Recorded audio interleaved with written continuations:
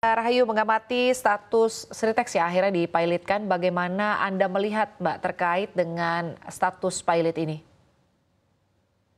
Ya ini sebenarnya sudah prosesnya cukup lama ya kalau kita mengikuti, bahkan sudah dari tahun 2021, ini cukup lama apa yang sudah diminta oleh, pihak-pihak yang memang, memiliki hutang ya, membutuhkan untuk pembayaran dari, Sritex maupun juga seluruh, perusahaan-perusahaan yang berkaitan. Jadi ini bukan hal baru namun memang, menjadi perhatian dari pemerintah karena Presiden Prabowo meminta untuk 4 menteri khususnya dalam hal ini, turun langsung untuk mengatasi karena tentunya ini bukan hanya, perusahaan biasa, tetapi salah satu perusahaan yang bisa dikatakan sebagai, satu perusahaan yang sangat besar karena memiliki karyawan, jumlah karyawan yang tidak sedikit. Yang kedua juga memiliki nama bukan hanya di Indonesia tapi juga internasional, dan juga menjadi salah satu yang, memberikan atau menjadi produsen dari, beberapa produk-produk unggulan negara sebenarnya, dalam hal ini tentunya dalam hal tekstil dan juga, pakaian. Baik Mbak Rahayu, sebetulnya kalau dari komisi Anda sendiri begitu ya Pak, bagaimana atau Anda melihat apa sebetulnya menjadi dasar agar Presiden Prabowo ini mengawal langsung penyelamatan dari Sritex, lalu juga apa masukan sekaligus juga kritik dari Komisi 7 DPR RI kepada pemerintah untuk mencegah PHK besar-besaran di industri tekstil untuk saat ini? Ya, yang pertama tentunya kami sebenarnya menagih janji ya, menagih janji di mana, Pak Presiden bersama dengan para menteri menyatakan akan melakukan segala upaya untuk menyelamatkan, para karyawan. Ya ini fokus utamanya, ini bukan berarti, 2 hal yang berbeda, ini kita tidak menyatakan menyelamatkan, Sritex itu sendiri karena sudah ada putusan pilot. Walaupun sekarang memang ada, pengajuan ya, peninjauan kembali atau PK atas putusan tersebut. Tetapi kalau kita bicara dengan para pakar hukum, sepertinya itu hanya mengulur waktu, dan tentunya juga ada beberapa, upaya untuk memastikan produksi terus terjadi. Namun tentunya grupnya ini kan sangat besar dan saat ini sudah ada dari bahkan dari tahun 2023, perusahaan yang berafiliasi atau terafiliasi yang sebenarnya sudah tidak berproduksi.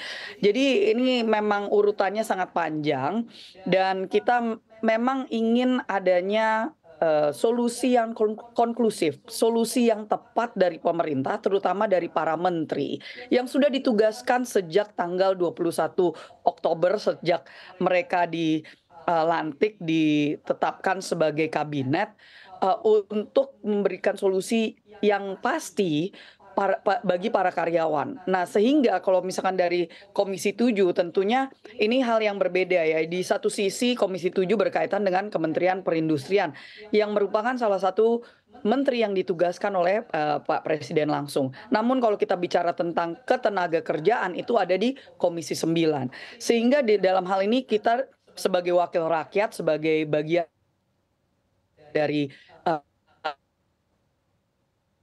Dewan Perwakilan Rakyat meminta, memastikan sebagai tugas kami, fungsi kami untuk, supervisi pengawasan untuk yang pertama adalah bagaimana menyelamatkan bukan perusahaannya tetapi menyelamatkan para karyawannya.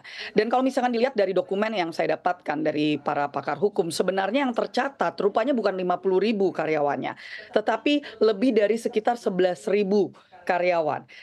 Ada yang memang sudah di-PHK, kembali lagi bukan dari PT, mungkin bukan dari PT, aslinya atau PT awalnya, tetapi grup secara besarnya yang terafiliasi dengan Sritex, itu sudah ada beberapa yang sudah di-PHK bahkan dari atau dirumahkan bahkan dari, tahun 2022, tetapi belum menerima uang pesangon. Nah, ini hal-hal seperti ini yang kami tentunya akan bekerja sama dengan rekan-rekan di Komisi 9 yang berkaitan dengan Kementerian, Ketenagakerjaan. Kalau kami di Komisi 7 tentunya, meminta dan menagih janji dari Menteri Perindustrian Bapak Agus Gumiwang Kartasasmita untuk memastikan, dari segi industri ke depannya. Karena ini para karyawannya yang 11.000 lebih ini, atau kita akan lihat ya, tapi yang tercatat ini 11.000 lebih, ini bagaimana masa depan mereka? Dari segi industrinya, apakah ada solusi untuk memastikan mereka masih bisa menjadi bagian dari yang berkontribusi, tidak masuk ke dalam unemployment, atau pengangguran, tetapi bagaimana untuk mereka terus bisa menjadi bagian dari yang berkontribusi untuk ekonomi Indonesia di bidang perindustrian. Baik, Mbak Rahayu, sebelumnya kan kalau kita lihat ya Mbak, di hadapan DPR pemerintah ini berjanji tidak akan terjadi PHK di Sritex, namun ternyata nanti jika di kedepannya bahwa PHK ini benar-benar tidak terhindarkan, bagaimana tanggapan dari Komisi 7 DPR terkait dengan adanya kemungkinan PHK yang dilakukan oleh Sritex ini? Ya, kembali lagi bahwa kami solusi ini kalau misalkan dari bagian industri maupun juga usaha ya, bisnis ini sebenarnya kan ada jalan keluar yang bisa dipikirkan bersama-sama, apakah itu dari segi Kementerian BUMN maupun yang lainnya. Intinya adalah providing atau memberikan pekerjaan yang berbeda kepada para karyawan. Jadi walaupun mungkin akan terjadi PHK karena sepertinya dari segi urutan hukum dan hutang yang ada, karena sekarang itu keputusan untuk perusahaan bukan lagi di tangan direksi, itu sudah lepas dari putusan yang sudah terjadi, putusan pilot, tapi sudah di tangan kurator.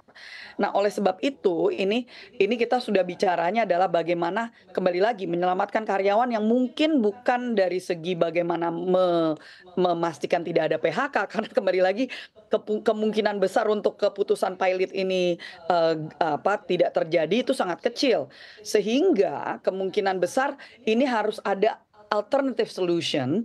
Apakah itu pembuatan PT baru atau harus ada takeover yang besar-besaran untuk memastikan bukan hanya aset-aset yang dijual, tetapi bagaimana memberikan pekerjaan